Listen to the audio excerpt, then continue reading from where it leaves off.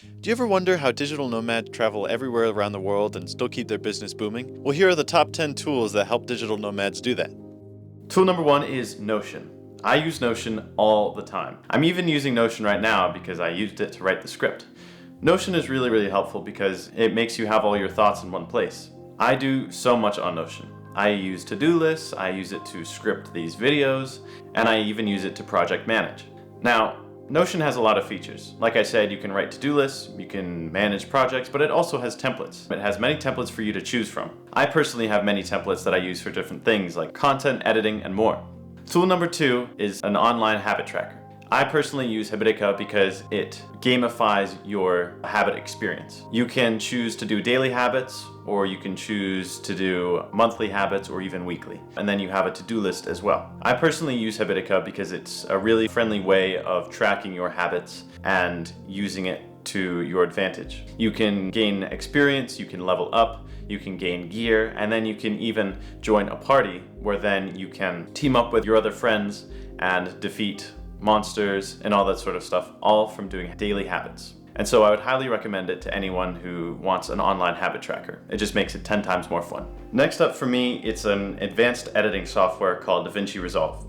Personally, I use DaVinci because it's free and it can do a lot of the things that other editing softwares can do. Creating high quality content is really crucial for entrepreneurs if they want to create a community and have a personal brand. There is a paid version for about $300, but I just use the free version because it has everything that I need. I really enjoy editing, and it's something that I feel like everyone should learn, even if you're not particularly going to be a video editor and make money off of that. I really think it's helpful for building your personal brand and posting on social media and YouTube.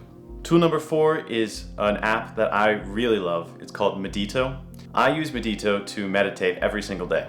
I meditate for about 15 minutes every day because I'm in a monk mode right now. And that's one of my non-negotiables every day. And there are so many different meditations that you can use. There's daily meditations, there's meditations for students, there's emergency meditations. I use it every day because meditating for me really gets me in that space to work, and it really clears my mind if I'm ever having a rough day or I just need to not think about anything for 15 minutes.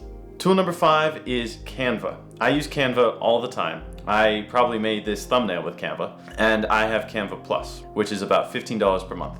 But you don't have to have Canva Plus because without it, you can do so many of the things that you can do with the Pro ones. It's just with Pro, I like having the tools that are available for the Pro version, which is just very little things, but you can get more templates and you can use transparent backgrounds, which I use all the time. You can use Canva for quick, professional looking graphics, and I even use it for posting on my social medias. Like I said before, there are a wide variety of templates that you can use, and I personally use these templates a lot for the base starting idea of my creation.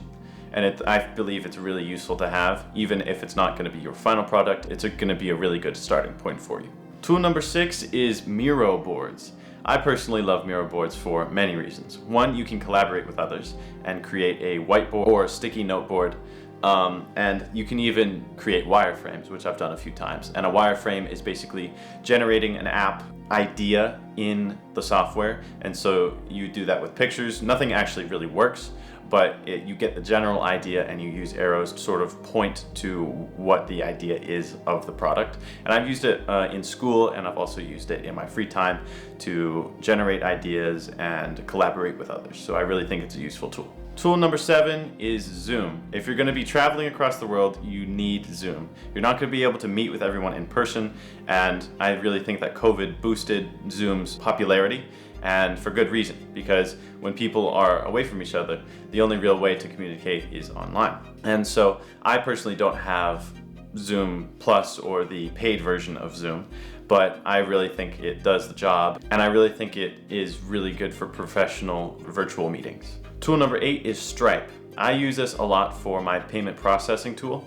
It's really much easier than a bank transfer or a bank wire, and it's really simple. It's almost the same as PayPal, but the integration with other apps and the UI of the actual app itself really makes it attractive for me to use. And it's free to use, but they take a small percentage of whatever your transaction is. And I've used Stripe in the past and it has worked seamlessly. You can set up subscriptions or one-time payments, and it's really good for even e-commerce stores where you can link it on your website and people can use it really easily. Tool number 9 is, of course, ChatGPT.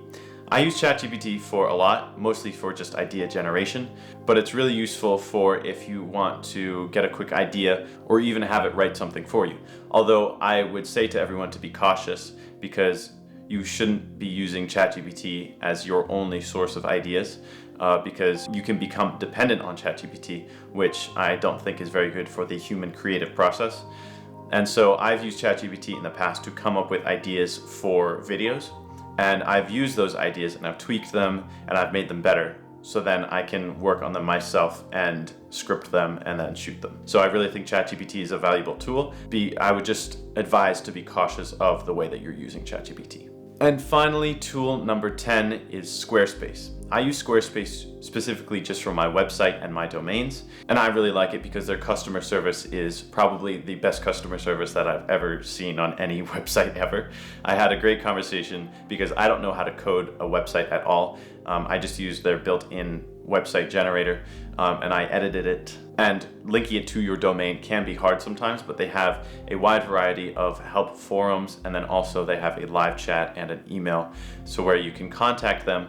And I have personally spent hours chatting with them and seeing how my website can actually show up on my domain by going into the DNS settings of my domain. So I would really recommend Squarespace for your domains and also your website if you need it. So those were my top 10 tools for entrepreneurs that are thinking of traveling around.